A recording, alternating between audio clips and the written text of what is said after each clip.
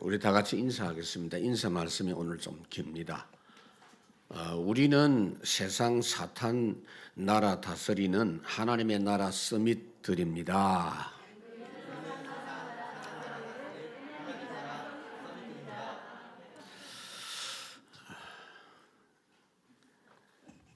인사말은요, 일주일 동안 계속 여러분들이 생각하시면 됩니다.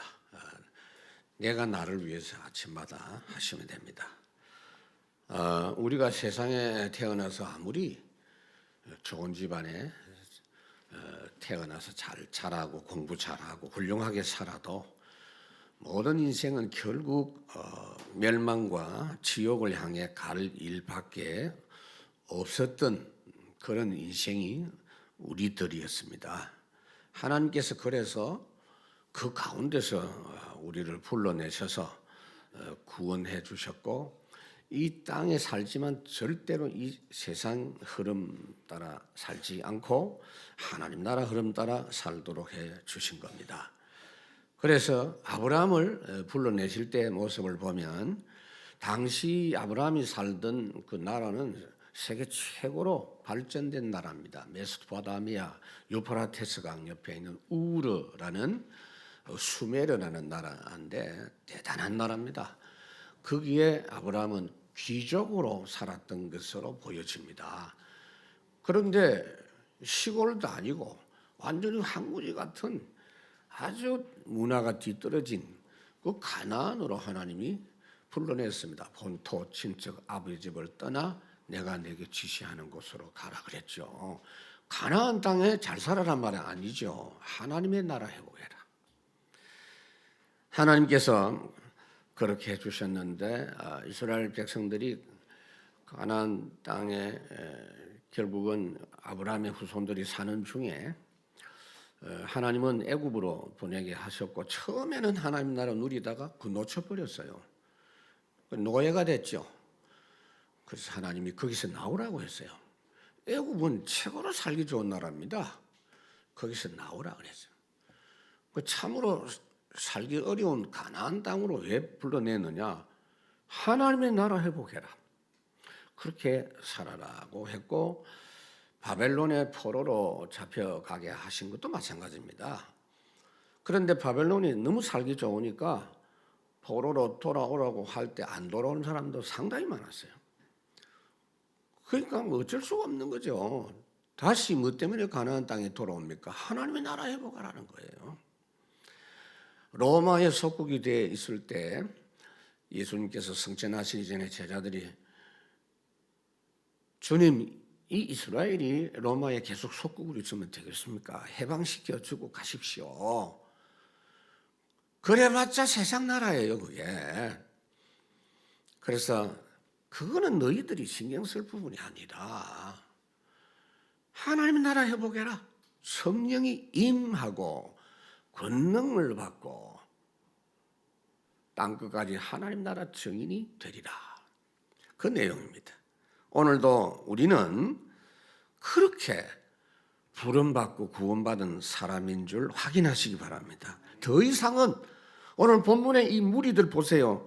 이 이스라엘 무리들처럼 그렇게 망할 세상 흐름을 쫓아다니지 말고 하나님 나라를 본격적으로 회복해서 살 수 있도록 해야 됩니다. 그래서 하나님은 그걸 그냥 막연하게 하시는 것이 아니라 하나님의 나라, 만나, 말씀, 그거 먹고 누리면서 살도록 해주셨습니다. 여러분, 더 이상 머뭇거리면 안 됩니다. 완전 하나님의 나라 회복해서 세상 나라 다스리시기 바랍니다. 지금 우리 원빛교회는 아무것도 없잖아요. 이것밖에 없잖아요. 얼마나 절대 기회입니까? 어떻게 할 것이냐? 첫 번째, 복음의 능력으로 나를 먼저 살려라. 무슨 말이냐? 응답 타령하지 마란 말이에요. 오늘 본문의 무리들이 자꾸 응답 달라고 표적 달라고 하지 않습니까? 그거 이전에 내 영적 상태부터 바꾸는 근본 응답을 받아라. 그래서 30절에 보니 그들이 묻되, 그러면 우리가 보고 당신을 믿도록 행하시는 표적이 무엇이니까? 하시는 일이 무엇이니까? 그래서 지금 어제 오병이어를 경험했던 이 무리들이 예수님께 요청하는 말입니다. 그것 갖고는 안 되겠어요. 더 큰 표적 보여주십시오. 이라고 있단 말이에요. 당신이 하나님이 보내신 분이라는 더 큰 표적을 우리에게 보여주셔야 좀 믿을 수 있지 않겠습니까? 그거는 불가능합니다. 더 센 거 보여줘도요, 더 큰 거 보여달라고 자꾸 이야기할 겁니다. 표적 중독증에 지금 걸려 있는 거죠. 그러면서 31절에 보니까 기록된 바 하늘에서 그들에게 떡을 주어 먹게 하였다 함과 같이 우리 조상들은 광야에서 만나를 먹었나이다. 이 말이 무슨 말이냐면은 그때 당시 기준으로 1400년 전에 광야에서 만나 먹었던 이야기를 지금 하고 있는 거예요. 출애굽기 16장에 보니까 하나님께서 모세에게 이르시되 너를 위하여 하늘에서 양식을 비같이 내리니 백성이 나가서 일용할 양식을 날마다 거둘 것이니라 해가지고 40년 동안 그 만나를 먹었던 그 엄청난 기적. 그래서 이 무리들의 말이 예수님이 행하신 오병이의 이적은 대수롭지 않다는 거예요. 옛날 우리 조상들이 경험했던 40년 동안 만나 먹었던 그 비슷한 거 지금 우리에게 보여달라는 참으로 답답한 사람들의 모습인데 이게 바로 우리 모습입니다, 여러분. 지금 무리들이 지금 예수님하고 같이 있는 그 시간 그 장소에 그들과 함께 하시는 분이 누굽니까? 이렇게 말씀을 주시고 계시는 그리스도이신 예수님을 전혀 몰라보고 떡, 표적 이런 타령만 하고 있는 그 영적 상태부터 치유하고 회복해야 된다 그 말이에요.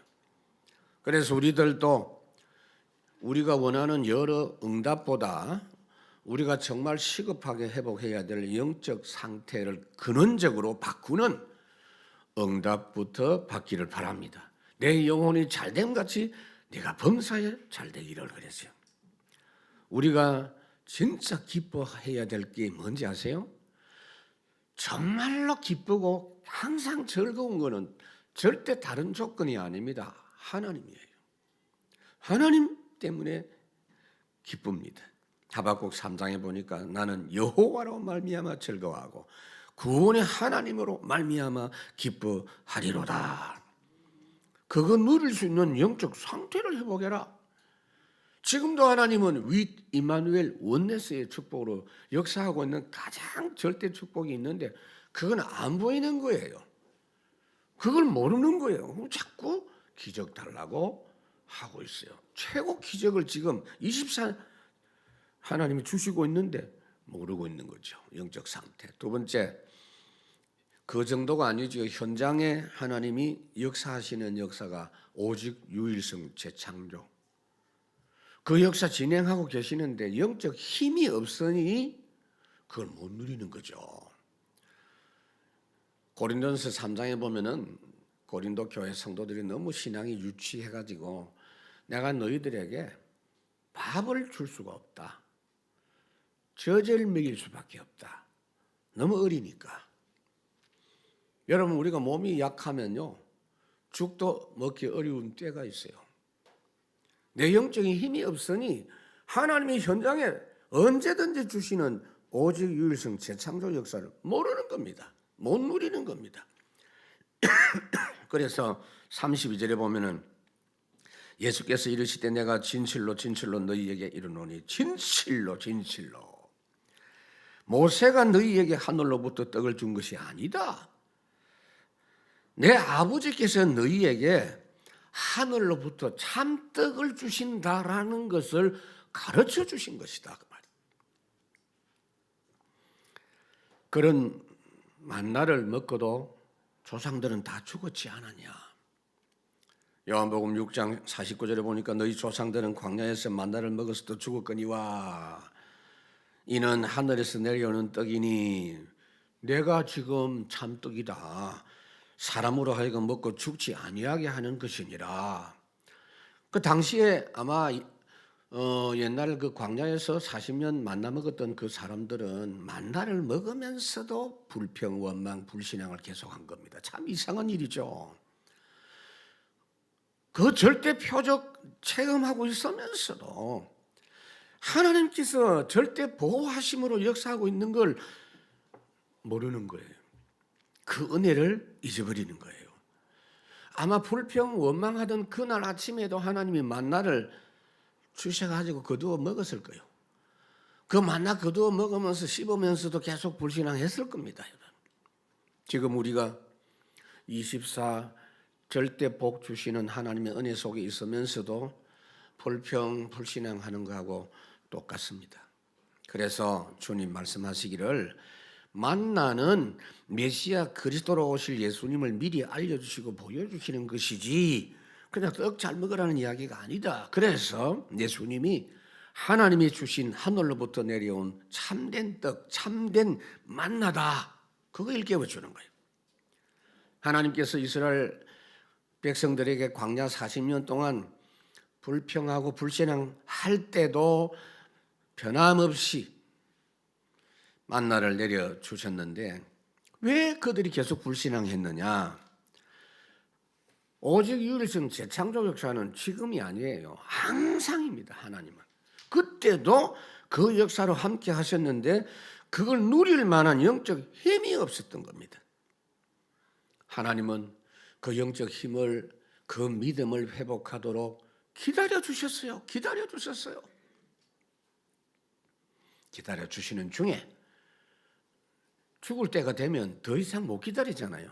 그걸 한 명 죽고 또 죽고 이래가지고 표 없이 광야에서 불신앙하는 사람들은 다 그냥 끝난 거예요. 그 사람들이 나이가 젊을 때 죽으면 표가 나잖아요. 소문나요. 하나님이 다 죽였다고 소문나니까 40년을 기다리면서 믿음 회복하기를. 베드로후서 3장에 보니까 뭐라고 합니까? 오직 주께서는 너희를 대하여 오래 참으사 아무도 멸망치 아니하고 다 회개하기에 이르기를 원하대. 하나님은 지금도 철저히 변함없으신 하나님의 역사입니다. 은혜의 하나님 안 변합니다. 우리의 행위대로 갈봐서 대응을 하셨다면 당장 굶어 죽도록 했을 것입니다. 사실은 지금도 하나님이 날마다 때마다 하나님의 은혜의 만나를 내려주시고 있음을 여러분들이 확인하고 알고 누리고 감사하시기 바랍니다. 그래서 어떻게 하면 되느냐? 하나님이 이 부분을 영적 상태도 회복하고 영적 힘도 회복할 수 있는 방법 주셨는데 그게 바로 집중의 은혜입니다. 여러분. 오늘 주일날이 집중의 날입니다. 여러분. 나를 새롭게 살리시는 복된 집중의 은혜를 주셨다. 33절 하나님의 떡은 하늘에서 내려 세상에 생명을 주는 것이니라. 참 떡이신 그 예수님을 받아들이면 영원한 생명을 얻게 된다.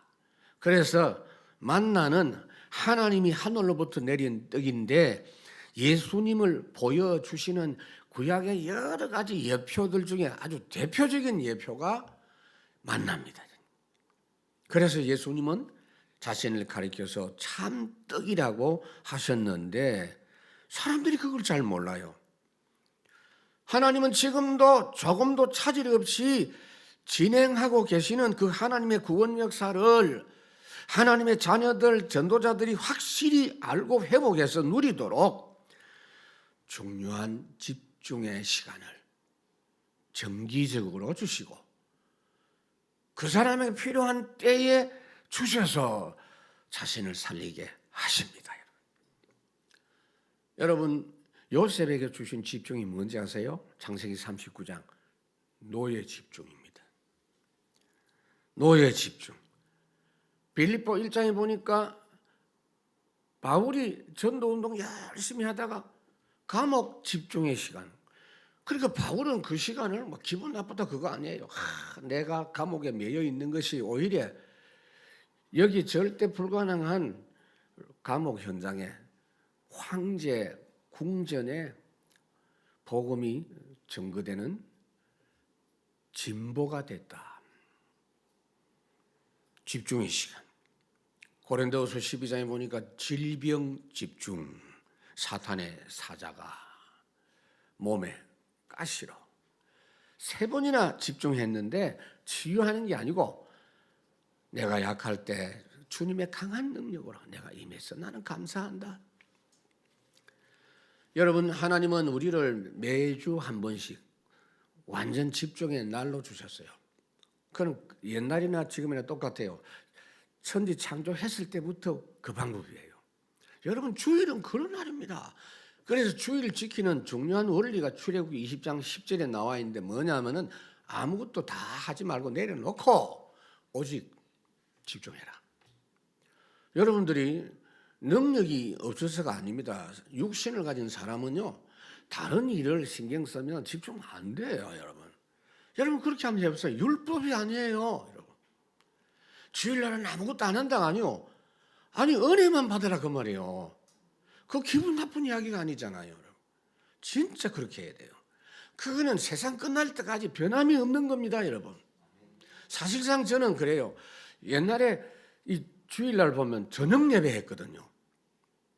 그러니까 동네에서 오는 교인들은 주일을 예배 드리고 또 낮에 이렇게 있다가 집에 갔다가 저녁 해먹고 또 와갖고 예배 드리고 그러면서 주일 하루 종일 주님을 생각하고 바라보는 그것이 참 좋았다 싶은 생각이 들어요. 그러니까 여러분들 사람들이 막 자꾸 이제 바쁘고 하니까 오후 예배로 바꿨지만 지금도 그 서울 명성교회 같은 데는 주일 예배, 저녁 예배 해요. 7시에. 예배한다가 문제가 아니고 종일 집중이 되도록. 하나님은 그것도 모자라서 새 절기를 1년에 3번 주셔가지고 절기하면 지키면 한 달씩이에요. 그것도 모자라서 아예 통째로 1년을 모든 것 농사고 뭐고 하지 말고 하나님만 바라보라. 안식년. 그것도 모자라서 희년, 2년을 아예 그냥 통째로 쉬어라. 일 안 하고 쉬었는데 결과적으로는 더 복된 삶을 회복하도록 해주신 겁니다. 이미 주신 진짜 복을 받아서 누리는 집중, 망설이지 마시기 바랍니다. 여러분에게 그런 기회가 오거든요. 감사하시고 받으세요. 우리에게는 그 이유 말고는 없어요. 어려운 문제가 왔다, 집중. 무조건입니다. 좋은 일이 왔다, 집중하기 어렵죠? 집중해야 돼요.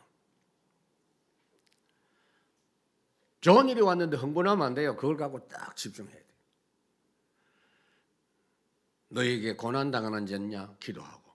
즐거워하는 자 있냐? 즐거워하는 자 웃고 다니지 말고 찬송할지니라. 집중해라. 두 번째, 말씀의 해답으로 현장 사람 살려라. 문제의 근원인 종교 우상을 넘어서라. 34절에 그들이 이르되 주여 이 떡을 항상 우리에게 주소서. 여러분 이 말을 들어보면 누구 생각이 납니까? 사마리아 수가성 여인 말하고 비슷해요. 이 사마리아 수가성 여인에게 예수님이 영원히 목마르지 않는 영생하도록 솟아나는 샘물이 나한테 있다. 내가 너한테 줄 것이라고 하니까 이 여인이 뭐라고 했냐? 여러분 유대인들은 물 기르러 가는 그게요. 어마어마하게 힘들어요. 우리나라 옛날 어머님들도 물 기르러 갈 때 물동이 그다음에 어깨에 물지개 이래가지고 우물에 내려가서 물 기르잖아요. 근데 유대 우물은요 땅 깊은 데 있기 때문에 한참 내려가서 물 기르러 와야 돼. 그게 보통 일이 아니거든. 그러니까 그 말을 듣고 아따 이제는 물 기르러 안 가도 되겠네 싶어서 예수님 그 물 나한테 주십시오. 그럼 물 기르러 올 필요가 없겠네요. 못 알아듣는 거야. 그것처럼 오늘 본문의 이 무리들도 한 번 먹으면은 절대 배 안 고픈 음식 장만하고 할 필요가 없는 걸로 이해를 함. 동문서답하고 있어요. 예수님이 이 말씀하신 의미는 주님 믿고 주님과 함께하면 참 만족해서 영원토록 하나님 앞에서 감사하면서 살게 된다는 영적인 진리를 가르쳐 준 겁니다. 하늘의 떡 누굽니까? 예수님을 가리킵니다. 그래서 예수 믿으면 영원한 생명 얻는다는 말인데 무리들은 다시는 배가 고프지 않게 하는 떡이라고 그렇게 생각을 한 겁니다. 이게 지금 뭐냐면은 종교 우상 완전 체질되어 있는 거예요. 마귀가 사람의 서원 성취 들어주고는 영적으로 마귀 노예로 만드는 그 사단 전략을 모르는 거예요. 왜 우상 종교 생활하면 응답이 옵니까? 귀신이 응답하는 거죠. 교회에서도 그러면 되겠습니까, 여러분? 교회가 종교화되면 교회는 마귀 놀이터로 전락해버리는 거예요, 지상교회가. 하나님의 백성이 이방 나라들하고 섞여서 우상 숭배하면 마귀에게 올무가 된다는 말씀이 시편 106편에 거기 나와 있어요. 그렇기 때문에 어떻게 하면 되느냐? 여러분들이 그 어떤 조건과 상관없이 참 만족하는 응답부터 주일날마다 회복하고 한 주간 시작해야 돼요. 좀 이따 우리 찬송 부르겠지만 찬송가 376장에 보면 나그네와 같은 내가 힘이 부족하오니 하늘 양식 내게 먹여 주소서. 하늘 양식 내게 먹여 주소서. 하늘 양식 나한테 주십시오. 그리고 근원적인 해답이신 예수 그리스도. 35절에 보니까 예수께서 이르시되 나는 생명의 떡이니 내게 오는 자는 결코 줄이지 아니할 터이요 나를 믿는 자는 영원히 목마르지 아니하리라. 주님이 설명합니다. 이 무리들이 말하고 있는 육신적인 그런 세상이 아니라 예수님을 나의 주인으로 모시는 분은 영적으로 절대 줄이지 않고 이 땅에 살면서부터 영원히 목마르지 않는다는 거예요. 줄이지 않는다. 요한복음 4장 14절에도 목마르지 않고 줄이지 않단 말은 만족한다. 참 만족한다. 다윗이 고백했죠. 여호와께서 나의 목자가 되시기 때문에 나는 부족함이 없다. 사람을 보고 세상을 볼 때 만족함이 없었네.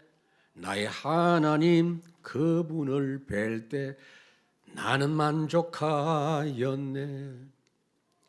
이걸 제대로 체험한 사람이 바울입니다.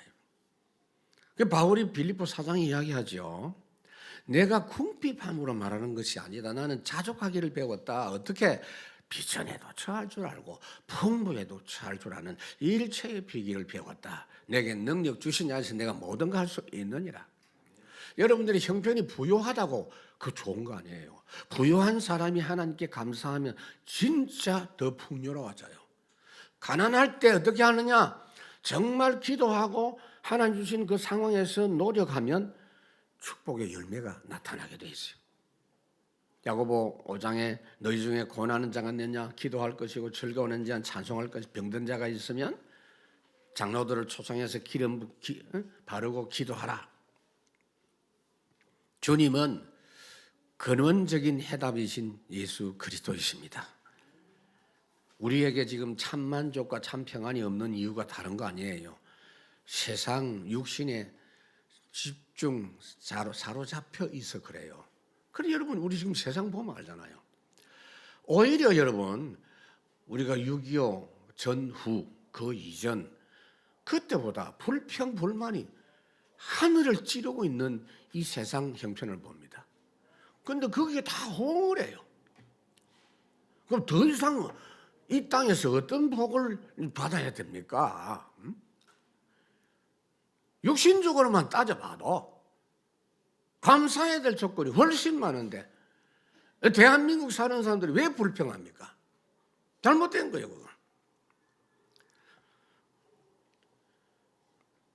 그런데 우리는 봐야 돼요. 역시 하나님 없으면 가면 갈수록 가질수록 불만이 더 많구나. 그리고 세 번째로 지속하고 집중해야 될 완성된 축복입니다.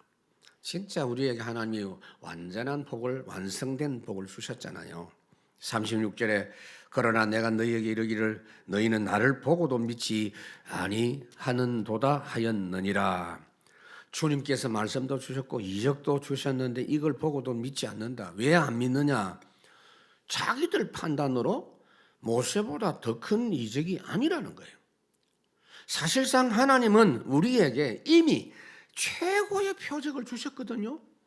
더 이상 다른 표적이 필요 없어요. 그 표적이 뭡니까? 예수 그리스도.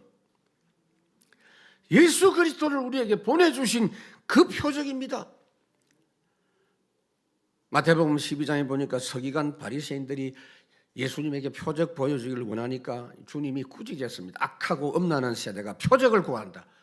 요나의 표적밖에는 너희에게 줄 표적이 없다. 예수님 오셔서 십자가에 죽으셔서 부활하신 그 표적보다 더 큰 표적이 있느냐? 우리가 예수 믿고 지옥 권세에 묶여있던 사람들이 하나님의 나라 백성된 이거보다 더 큰 표적이 있냐 이 말이에요. 우리가 예수 믿고 구원받은 것은 예수님을 모신 겁니다. 하나님의 독생자 아들을 선물로 받은 겁니다. 사실상 모든 걸 다 받은 겁니다. 로마서 8장에 하나님의 아들까지 내어주신 분이 모든 것 다 내어주지 않겠냐 그 말입니다. 그래서 예수 그리스도께서는 언약을 다 성취하셨고 인생 모든 문제 다 해결하신 것을 우리가 믿고 오직 그것만으로 살아가면 시대에 살릴 전도자가 되도록 하시는 겁니다. 그것이 뭐냐? 항상 시작할 때 완전히 해결하신 모든 걸 보장해서 담아 놓으신 그리스도, 그걸로 출발해야 돼요. 그러면 현장에서 반드시 사단 세상 나라 말고 하나님의 나라 누리면서 모든 걸 진행하는 중에 성령 충만함으로 흑암이 꺾이고 시대 살리는 역사 회복돼요. 성령 충만은 두 가지입니다. 크게 흑암 꺾이는 능력, 그리고 하나님의 축복을 누리는 능력. 37절에 아버지께서 내게 주신 자는 다 내게로 올 것이요 내게 오는 자는 내가 결코 내쫓지 아니하리라 그랬습니다. 여러분, 이 말씀이 무슨 말씀이냐면은 지금 무리들이 다 못 깨닫는 것처럼 보이지만은 못 깨닫는 사람도 많지만 하나님께서는 깨닫는 자도 많이 주시겠다는 겁니다. 그래서 깨닫고 오는 자를 내쫓지 않는다. 합당한 은혜를 주신다. 요한복음 10장에 보니까 내가 그들에게 영생을 주는 영원히 멸망치 아니할 것이요 그들을 내 손에서 빼앗을 자가 없다. 아무도 아버지 손에서 빼앗을 자가 없다. 세 번째, 절대 증거를 가지고 시대 문제를 치유해라. 내 생각을 넘어서 참된 말씀 묵상으로 살아야 돼요. 38절, 내가 하늘에서 내려온 것은 내 뜻을 행하려 함이 아니요 나를 보내신 이의 뜻을 행하려 함이니라. 그래서 항상 먼저 여러분들이 생각할 것은 항상 먼저 나보다 나에 대한 생각을 먼저 갖고 계시는 하나님의 뜻, 이거 찾아야 돼요. 여러분 자고 있을 때 하나님의 생각이, 여러분에 대한 생각이 언제든지 있으세요. 그래서 언제든지 하나님의 뜻이 하늘에서 이루어진 것이 땅에서도 이루어지이다. 예수님이 그걸 모범으로 보여주셨죠? 십자가 지시는 걸 앞두고 뭐라고 했냐면 이르시되 만일 아버지의 뜻이거든 이 잔을 내게서 물리쳐 주시옵소서. 그러나 아버지의 원대로 하옵시고 내 뜻대로 하지 마시옵소서. 모든 일에 하나님의 뜻이 있어요. 우리가 인생 살아가면서 만나는 모든 일들에서 하나님이 이렇게 가르쳐 주셨구나라는 것이 여러분들에게 확인될 때 확신을 가지는 삶이 돼요. 흔들리지 않는 삶이 돼요. 나의 생각하는 것보다 더욱 응답하시는 하나님. 경험한 사람. 창세기 39장에 보면은 요셉이 지금 노예로 끌려갔는데 틀림없이 기가 막힌 마음이 들었을 겁니다. 형들이 악한 줄 알았지만 이렇게 약할 수가 있겠냐. 그 생각이 안 들 수가 없어요. 그리고 내가 이게 뭐냐, 노예가 뭐냐. 그런데 하나님 주신 생각을 딱 붙잡은 거예요. 그게 뭐냐? 내가 너와 함께한다. 네가 형통함을 먼저 회복해라. 요셉이 여호와께서 함께하심으로 형통한 자가 되어 그것 때문에 그 집이 형통하도록 그 밭까지도 형통하도록 다른 말 필요 없어요. 그거 딱 붙잡은 거죠. 이게 하나님의 뜻이구나. 그렇습니다, 여러분. 우리가 살아가면서 누가 잘하고 잘못하고는 반드시 있어요. 그것도 우리가 볼 때지. 정확하게 말하면 하나님 눈에 하나도 드는 거 없어. 100% 잘못이요. 100% 모자라요. 의인은 없나니 한 눈도 없다. 안 돼요, 우리는. 그래서 하나님의 뜻을 찾아서 해야 돼요. 그것을 알고 체험하고 다른 사람들도 이 부분을 알도록 도와주는 게 성도의 교제입니다, 여러분. 이걸 알도록 보여주는 게 양육이고 그것이 포럼이에요. 사도행전 2장 42절에 저희가 사도의 가르침을 받아 서로 교제하고 떡을 떼고 순전한 마음으로 음식을 먹고 날마다 모여서 기도하고 바로 그거예요. 결국은 여러분 이렇게 되면 어떻게 되는지 아세요? 이 땅에 살면서 여러분들이 최고 친한 사람이 생겨요. 여러분들이 생각해봐요. 내가 제일 친한 사람이 누구지? 한번 생각해봐요. 아내입니까? 남편입니까? 자식입니까? 제가 말씀드릴게요. 가장 친하고 잘 통하는 관계가 하나님과의 관계가 돼요. 하나님 무서운 분도 있고요. 하나님이 막 가까이 하기 힘든 사람이 있어요. 완전 종교 체질이에요. 아담하고 똑같아요. 야고보 2장에 보니까 하나님은 아브라함을 하나님의 벗이라고 칭했다. 내 친구다 그랬어. 창세기 18장에 보니까 친구가 뭐죠? 이야기 다 하는 거예요. 친한 사람끼리 다 말해요. 하나님이 내가 하려는 일을 네한테는 숨기지 않겠다. 다 알려주시잖아요. 그렇게 하나님과 친한 관계 감사합니다. 두 번째로 헛된 수고를 넘어서 참된 기도의 비밀을 누린다는 겁니다. 하나님의 뜻이 분명하고 하나님의 역사 주관하시는 중심 계획이 확인된다면 나머지 모든 기도는 하나님 필요에 따라 주시는 거기 때문에 하나님의 언약 따라 기도하는 참된 기도로만 살아가요. 여러분의 입에 하나님 보실 때 버릴 게 하나도 없어. 그러니까 땅에 하나도 안 떨어지지요.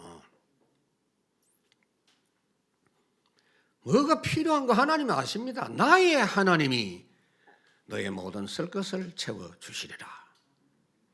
그래서 39절에 보니까 나를 보내신 이의 뜻은 내게 주신 자 중에 내가 하나도 잃어버리지 아니하고 마지막 날에 다시 살리는 이것이니라. 하나님의 뜻 중에 가장 중요한 뜻은 하나님이 택하신 자를 다 하나님께로 인도하는 거예요. 요한복음 20장에 보니까 하나님께서 나를 보낸 것 같이 나도 너희를 보내노라. 사람을 살려서 본인들이 자립할 수 있도록 하나님과의 관계 속에서 승리할 수 있도록 만들어서 더 나아가서 현장 살릴 사람으로 만든다는 거예요. 그걸 파송하는 거고 예수님이 하신 걸 우리도 한다는 거예요. 우리도 이 일을 하는 것이다 그 말이에요. 이러한 하나님의 절대 계획을 한다면 내 가정, 내 직장, 일 속에 있는 하나님의 뜻을 알게 돼요. 그게 전체 하나님의 뜻이기 때문에 그것과 다 관련된 뜻이에요. 전부. 그 방향에 딱 서 있으면 요한복음 14장 26절이 체험돼요. 모든 것을 알게 하시고 모든 것을 생각나게 하시고 현장에서 모든 걸 가르쳐 주시고 너희는 가서 모든 족속으로 제자를 삼아 하늘과 땅에 있는 권세를 내게 주셨으니 세상 끝날까지 너희와 항상 함께 있으리라.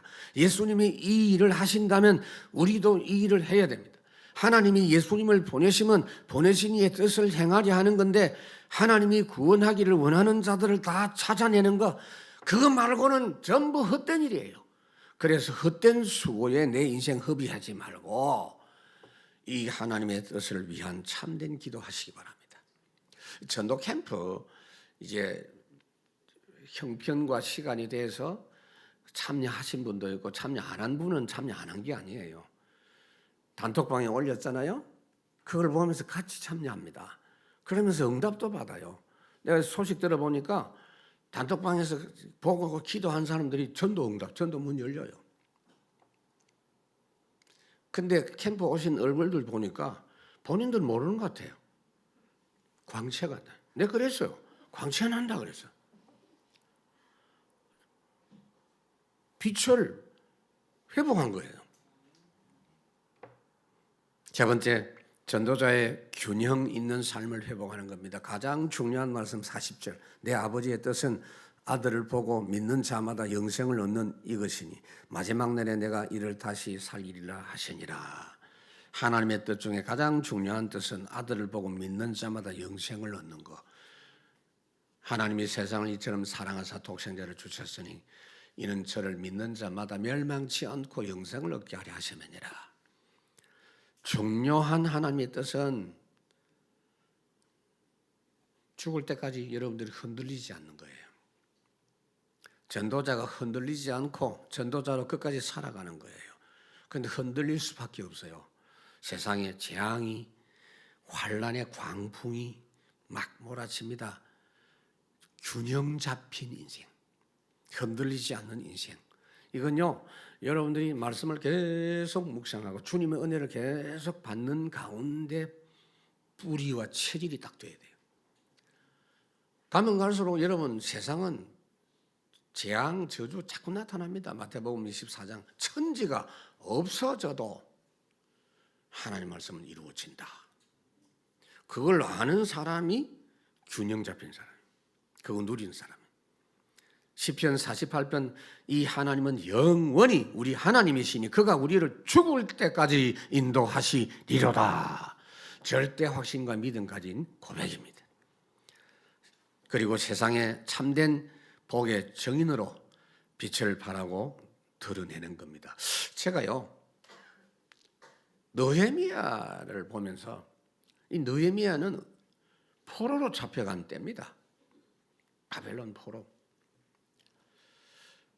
느헤미야 선지자의 모습이 다 성경에 나타나요. 포로로 잡혀갔는데 왕을 수종드는 위치에 있었어요. 왕에 먹는 음식을 갖다 주는 사람은 왕 절대 신뢰하지 않는 사람은 할 수가 없는데 그 일을 하는 사람이고 그 왕의 음식을 갖다 드리면서 인상을 썼다. 그날로 걔는 감옥 가야 돼. 음식 갖다 주면서 막 얼굴이 이상하다. 그거 안 돼요. 밝은 얼굴로 가야 돼. 그런데 느헤미야 2장에 보니까 음식을 들고 가는 그 느헤미야가 일부러 그렇게 표정을 지은 것이 아닌데 왕의 눈에는 수심이 가득한 거예요. 평상시에 느헤미야는 절대 신뢰받는 사람이에요. 하나님과 함께하는 사람인 거 알고 있어요. 감출 수가 없는 수심이 있었던 거죠. 그 왕이 물었습니다. 너 왜 오늘 얼굴이 그래? 그러니까 아닙니다. 아니야. 너 지금 고민이 있어. 말해봐. 나한테 말해봐. 그만큼 실제 포로지만은요 왕에게 절대 영향을 미치네.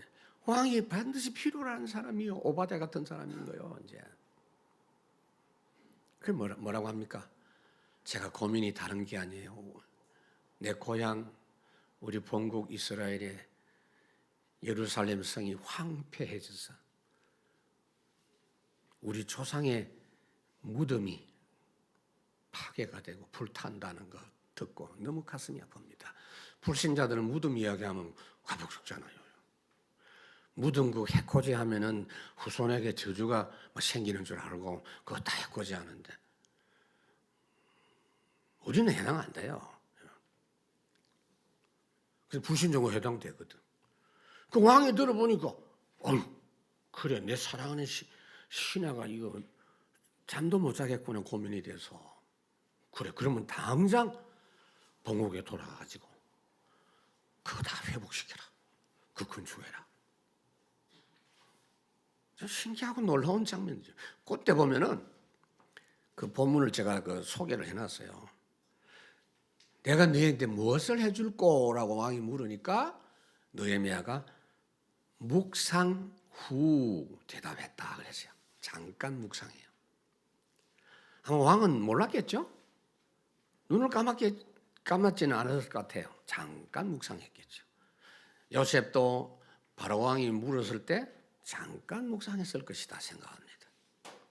제가 이 이야기를 왜 하느냐 하면은 포로로 끌려간 그 장소가 더 이상 그들에게 흔들릴 조건이 어디 있겠습니까? 최고로 낙심할 수밖에 없는 조건인데도 당당하게 전도자의 일을 감당하고 있는 그 모습입니다.